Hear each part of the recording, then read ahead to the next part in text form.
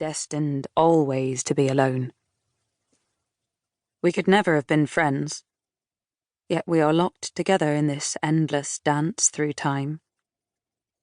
I possessed the one thing she wanted and could not have, and in my dying, I denied it to her forever.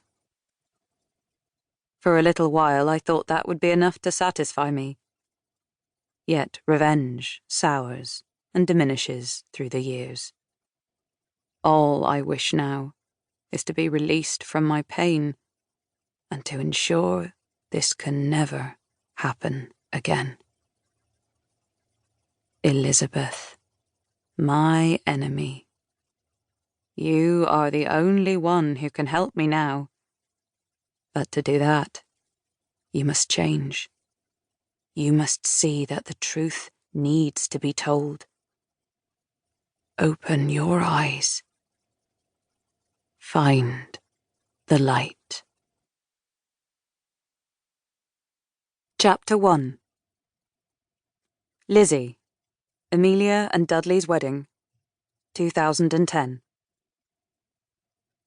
Everyone was drunk.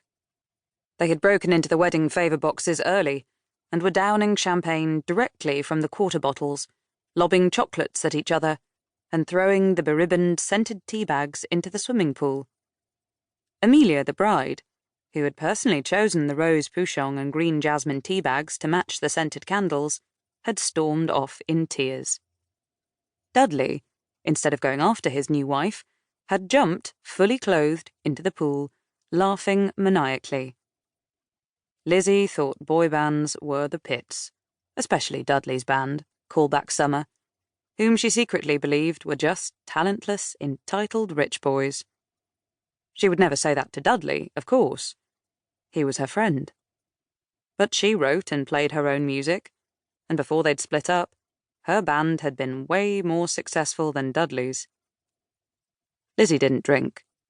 She hated it when Dudley behaved like her father, ringing her up when he was pissed, slurring his words as he told her she was his best friend in the world, that he'd love her forever.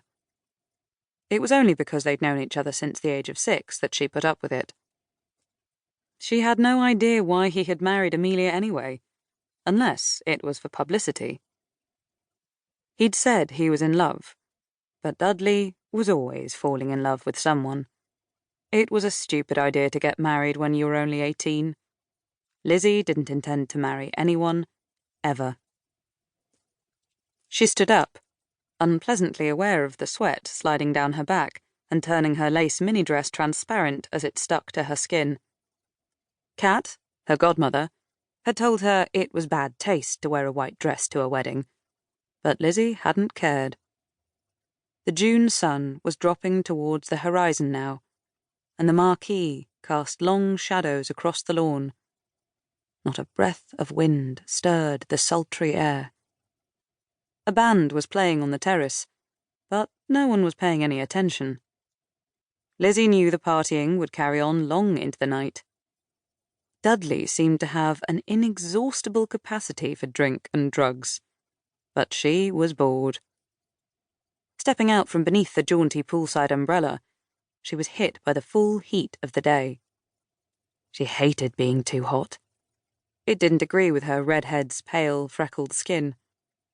Suddenly, the water looked very tempting. Dudley, seeing her hesitate on the edge of the pool, waved a soaking arm in her direction. "Lizzie," he shouted. "Come on in." Beside him, a number of girls splashed around, screaming. One was Amelia's younger sister, Anna, who had jumped in wearing her bridesmaid's dress. Another was Letty Knowles, the girlfriend of one of Dudley's bandmates, whom Lizzie privately thought was an even bigger groupie than Amelia. Lizzie smiled and shook her head.